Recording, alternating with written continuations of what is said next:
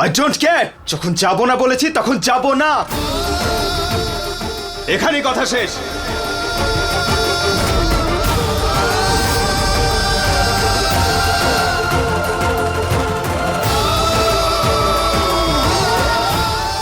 নিহার,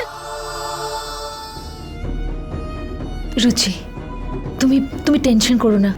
আমি বাবার সাথে কথা বলছি। যদি বাবা নিহারকে তোমার সাথে যেতে বলে তাহলে ও বারণ করতে পারবে না। না বৌদি, নিহার বাবু যখন নিজেই যেতে চান না তখন ওনার ওপর জোড়াজোড়ি করে কোনো লাভ নেই।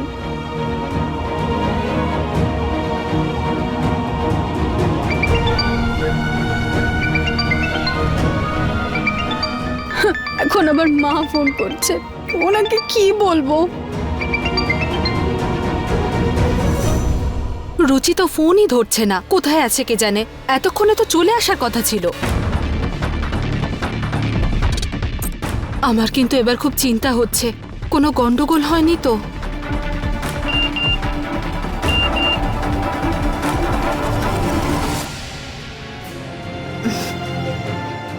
রুচি মেসেজ করেছে, লিখেছে ওর বাড়িতে কিছু লোকজন এসেছে, তাই আসতে একটু দেরি হবে। তুমি উল্টোপাল্টা ভেবে তিলকে তাল বানিয়ে দিচ্ছ।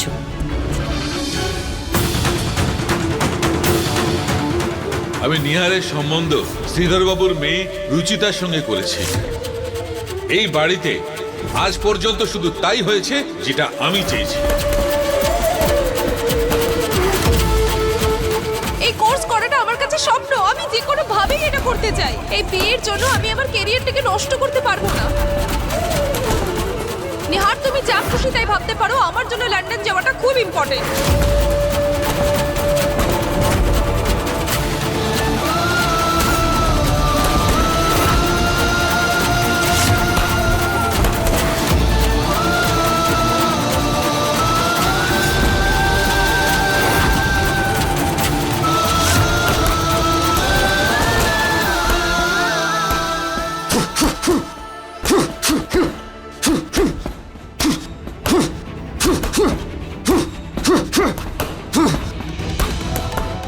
নিহারের এই কষ্ট আমি সহ্য করতে পারছি না মা।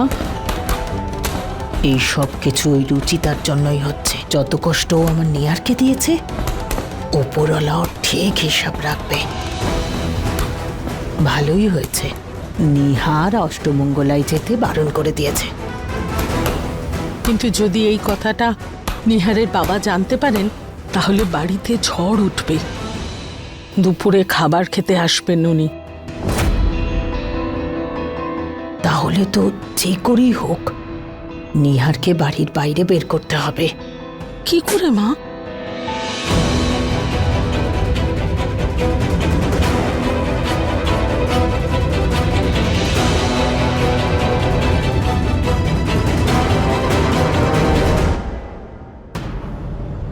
কি বললে, ড্রাইভার আসেনি? এখন আমি পুজোতে কি করে যাব? ওদেরকে আমি কথা দিয়েছি। তুমি যদি বলো ট্যাক্সি ডেকে দেবো। ট্যাক্সি কখন আসবে, আমি কখন ওখানে পৌঁছবো? এতে তো পুজো শেষ হয়ে যাবে। তবে নিহার ছিল বাড়িতে, ওকেই বলতে পারতাম। কিন্তু না না, আমি একটা কাজ করি, আমি ফোন করে যাব না বলি। কিন্তু মা, তোমার ঠাকুমা, আমি থাকতে তুমি ক্যান্সেল করতে যাবে কেন? চলো, আমি তোমাকে প্রবচন শুনতে নিয়ে যাচ্ছি। না রে, ওখানে না সারাদিন কেটে যাবে। কোনো ব্যাপার না ঠাকুমা, আমারও তো এখানে থেকে কোনো কাজ হচ্ছে না। আর এমনিতেও এই বাড়িতে আমার এখন দম বন্ধ হয়ে আসছে। বাইরে গেলে হয়তো একটু ভালো লাগবে। তুমি চলো, আমি চেঞ্জ করে আসছি।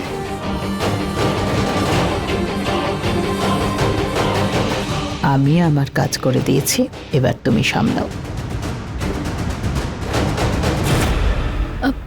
মা, অষ্টমঙ্গলার জন্য আমি একাই যাব? তাছাড়া আর কোনো উপায় নেই মা। নিহার রেগে টেগে কোথায় চলে গেছে, কে জানে কখন ফিরবে। ফোনটাও তো অফ পাচ্ছি ওর। দেখো মা, দিরাগমনটাও তো জরুরি। তোমার বাড়ির লোকেরা অপেক্ষা করছেন। এক কাজ করো, তুমি ড্রাইভারের সাথে চলে যাও। আমি সন্ধেবেলা নিহারকে বুঝিয়ে ওখানে পাঠিয়ে দেব।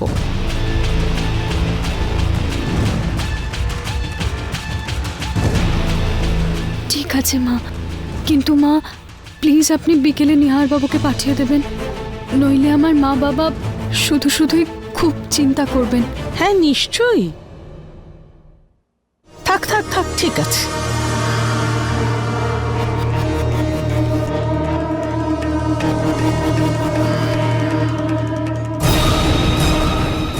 আমি যেটা করছি সেটা কেউ যেন তার বৌমার সাথে না করে। কিন্তু যেখানে আমার ছেলের জীবনের প্রশ্ন, তাই আজ তুমি এখান থেকে যাবে অবশ্যই, কিন্তু ফিরে আসবে না।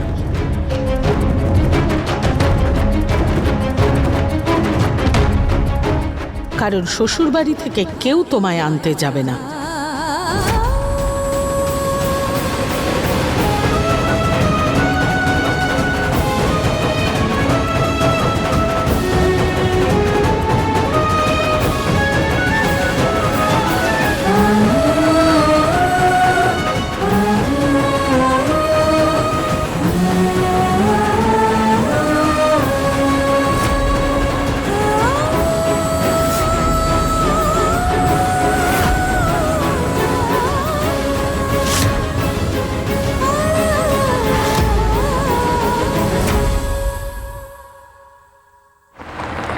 সরি, একটু বেশি রাগ করে ফেলেছি। এরপরেও আপনি সঙ্গে আসছেন, এটাই আমার জন্য অনেক বড় ব্যাপার। বউ যদি সাইড সিটে বসে থাকে তার তো মজাই আলাদা।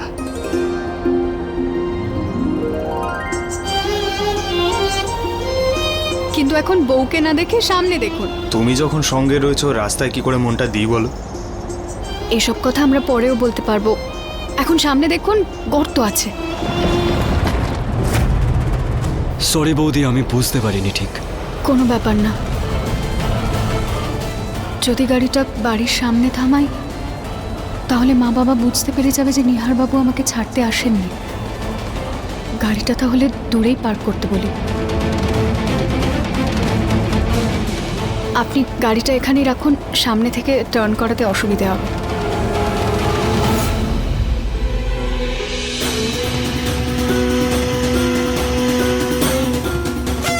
রুচি আর নিহার চলে এসেছে। উষা, মা কোথায় তুমি?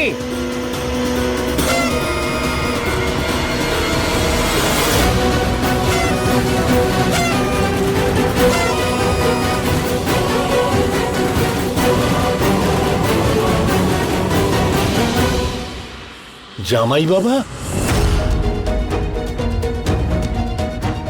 উনি আসতে চাইছিলেন বাবা, কিন্তু এক্ষুনি ওনার একটা ইম্পর্ট্যান্ট মিটিং চলে এসেছে। আমাদের অষ্টমঙ্গলা কোনো ন্যাশনাল হলিডে তো নয় যে উনি ছুটি পাবেন। তাও উনি আমাকে ছাড়তে এসেছিলেন। আমাদের সাথে দেখা করতে পারতো। সন্ধেবেলায় আসবে ঠাম্মি, তখন মন ভরে দেখে নিও। থ্যাংক গড, একদম ঠিক সময় এসে গেছি আমি। দিদির গাড়ি আর ড্রাইভার আঙ্কেলকে দেখে তাড়াতাড়ি ছুটে চলে এসেছি। ড্রাইভার? কিন্তু ওকে তো ছাড়তে জামাই বাবা এসেছিল। জামাইবাবু তো ছিল না গাড়িতে। গাড়িতে তো শুধু ড্রাইভার আঙ্কেল ছিল, তাই না? তোর জামাইবাবু পিছনেই বসেছিল, তুই খেয়াল করিসনি হয়তো। তোমাদের সবার আমি আশায় কোনো খুশি নেই না, সবাই শুধু জামাই জামাই করছে। বোকা, তুই জানিস সকাল থেকে তোরই অপেক্ষা করে আছি। হ্যাঁ, জামাই যদি সঙ্গে থাকতো তবে আরো ভালো লাগতো।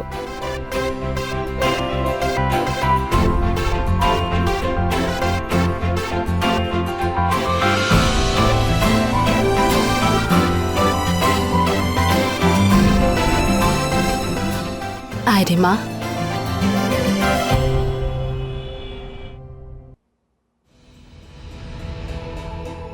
হয়ে গেছে সেলিব্রেশন, সব খাওয়া দাওয়া হয়ে গেছে আর সবাই খুশিও হয়েছে। এবার আমাকে ঠিক করে বলতো যে কি হয়েছে। আর নিহার জামাইবাবু তোকে অষ্টমঙ্গলার জন্য আনেনি কেন? আমি জানি যে আঙ্কেল আন্টি যেন টেনশন না করে তার জন্য তুই মিথ্যে বলেছিস, কিন্তু আমায় সত্যি করে বল। আরে কি হয়েছে রুচি, সব ঠিক আছে তো? যদি নিহার বাবু আমার উপর রাগ করেছিলেন, তাই উনি অষ্টমঙ্গলাতে আসেননি। জানি না কি হয়ে গেল, আমি তো কিছু করিও নি, শুধু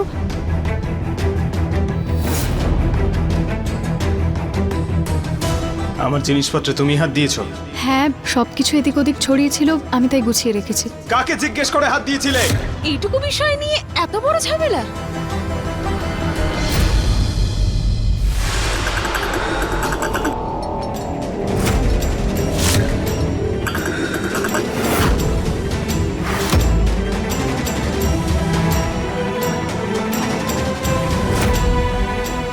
মা,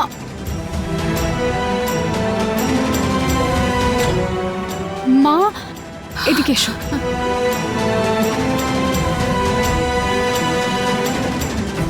মা, তুমি টেনশন নিও না, ব্যাপারটা এমন কিছু নয়। এই নাও জল খাও প্লিজ।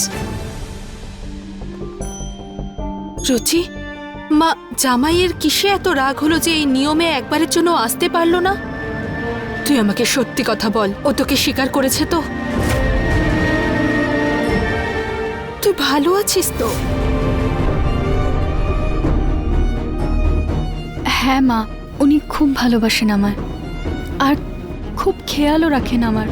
তুমি জানো, কালকে রাতে আমার এত ঠান্ডা লাগছিল, উনি এসি বন্ধ করে আমার গায়ে কম্বল দিয়ে দিলেন, যেখানে ওনার নিজের গরম লাগছিল। আর এই দেখো, রান্না ভালো হয়েছে বলে উনি আমাকে ব্রেসলেটটা গিফট করেছেন।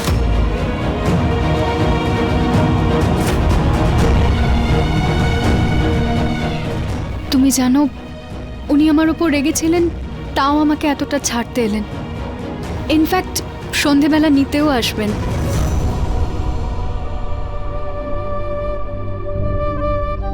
তুমি এভাবে চিন্তা করো না প্লিজ। নতুন নতুন বিয়ে হয়েছে, একে অপরকে বুঝতে একটু তো সময় লাগবেই, বলো?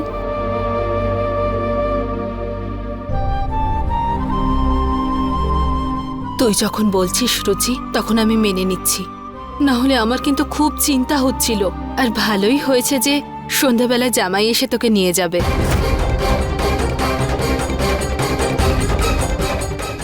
উনি যেন এসে যান, সেটাই ভালো হবে। নইলে মা বাবাকে সামলানো আমার পক্ষে খুব মুশকিল হবে।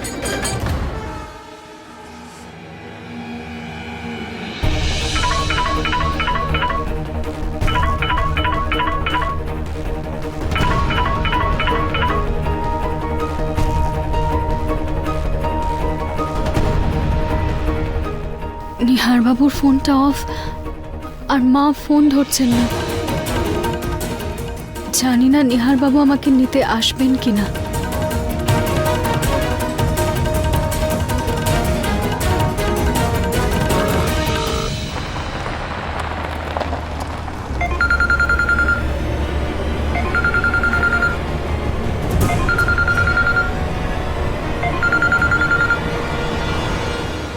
নিহার, তুই আমায় গুরুদেবের প্রবচন শুনিয়েছিস, দেখবি আজকের পরে আর কোনো প্রবলেম থাকবে না।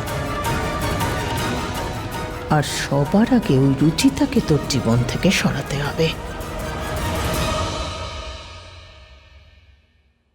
দিদাও ফোন তুলছে না। মা, জামাই বাবা এখন এলো না কেন? সময় চলে যাচ্ছে। ঠাম্মি, ওনার মেসেজ এসেছিল, উনি একটু বিজি আছেন, আমি নিজেই চলে যাচ্ছি। কি?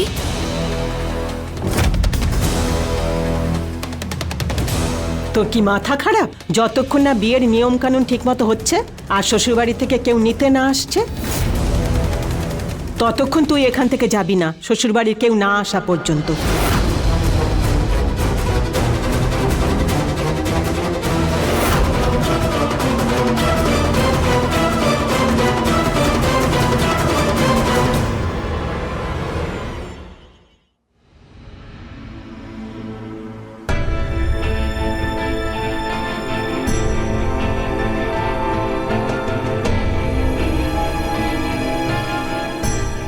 রুচিতাকে এখানে আসা থেকে আটকেছি, কিন্তু নরেশের সামনে কোনো না কোনো অজুহাত দিতে হবে, না হলে পরিশ্রম জলে যাবে।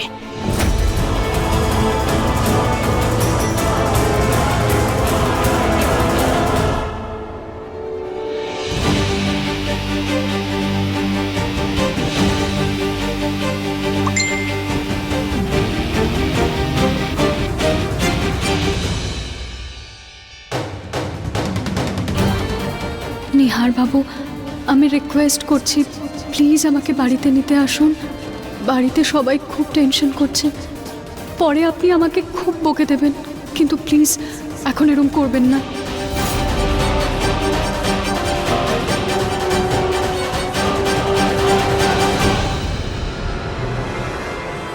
আমি একবার জামাই বাবাকে ফোন করে দেখি, দেখি কোথায় আছে। হ্যাঁ,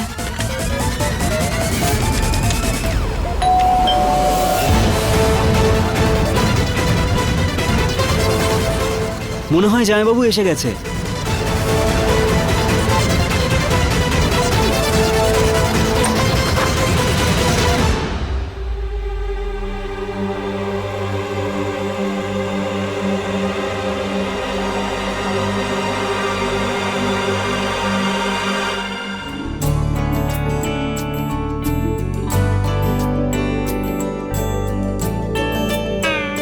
আরে ঋতুমা, এসো এসো।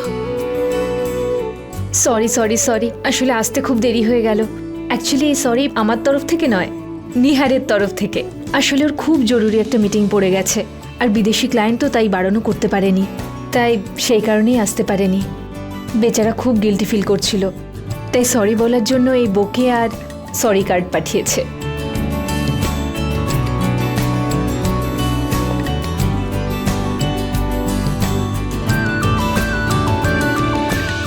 হ্যালো বৌদি, প্লিজ তুমি আমাকে একটা হেল্প করো, প্লিজ তুমি আমাকে এখানে নিতে এসো।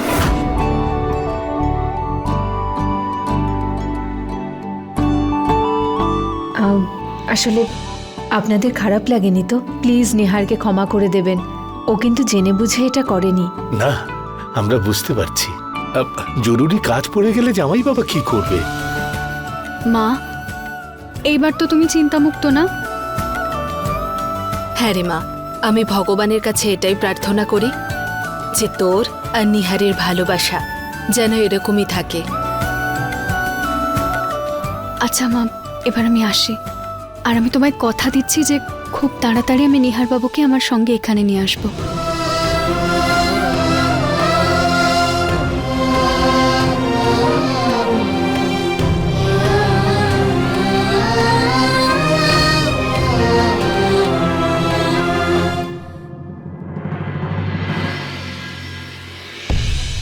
রুচিতা এখনো বাপের বাড়ি থেকে ফেরেনি? আমাদের এখানে ভালো লাগছে না হয়তো, তাই আসিনি।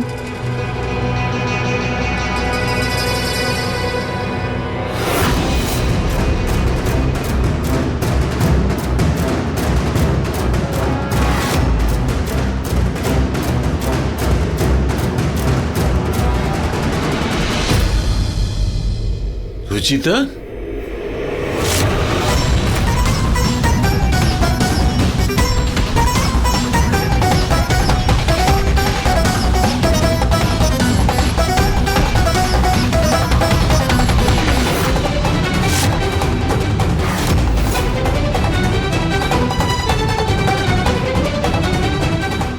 তোমরা দুজন কোথা থেকে আসছো মা? বাবা, নিহার অফিসের কিছু কাজ ছিল বলে আসতে পারেনি, তাই আমি রুচিতাকে ওর বাড়ি থেকে এখানে নিয়ে আসলাম।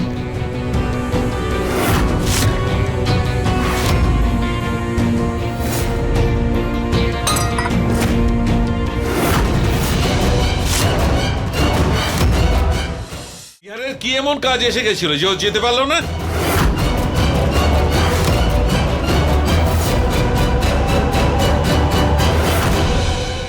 মা, পুনম, তোমরা তো এই অনুষ্ঠানটার ব্যাপারে পুরোটাই জানো, তাই না? তাহলে তুমি কেন নিহারকে বোঝাওনি? না বাবা, আসলে আমারই ভুল ছিল। নিহার বাবু। ব্যাস মা, ব্যাস। বারবার নিহারের দোষটা ঢাকা আর ওর ব্লেমটা নিজের কাঁধে নেওয়া বন্ধ করো। নিহার কোথায়? নিহার কোথায়?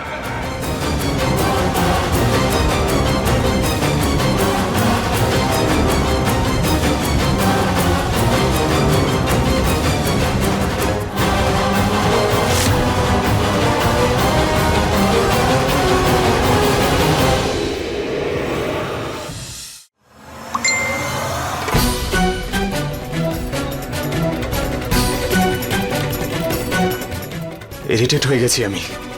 একই মেয়েটা যার মেসেজ আসা বন্ধই হয় না, আর একই অমৃতা যার মেসেজের জন্য ওয়েট করতে করতে ক্লান্ত হয়ে গেছি। ভুলটা ওরই ছিল আর শাস্তি আমি পাচ্ছি। নিহার,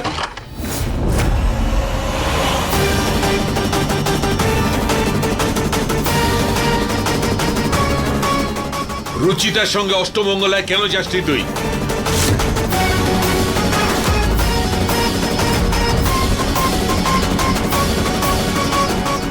একটা আর্জেন্ট কাজ ছিল বাবা।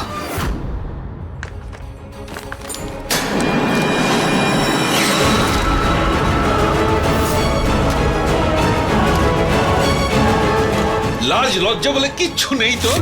আমি তোর বাবা, তোর মুখ দেখে সত্যি আর মিথ্যাটা বলতে পারি আমি। আজ পর্যন্ত কোনো কাজ তুই করিসনি, আর আজকে অষ্টমঙ্গলের দিনেই তোর কাজের কথা মনে এলো? ওখানে রুচিতা আর ওর ফ্যামিলি তোর জন্যই অপেক্ষা করছিল, কত কিছু ব্যবস্থা করেছিল তোর জন্য ওরা, আর তুই ওখানে গেলি পর্যন্ত না। এত ছোট মন তোর হলো কি করে নিহার? একবারও রুচিতা ওর পরিবারের ব্যাপারে ভাববি না তুই?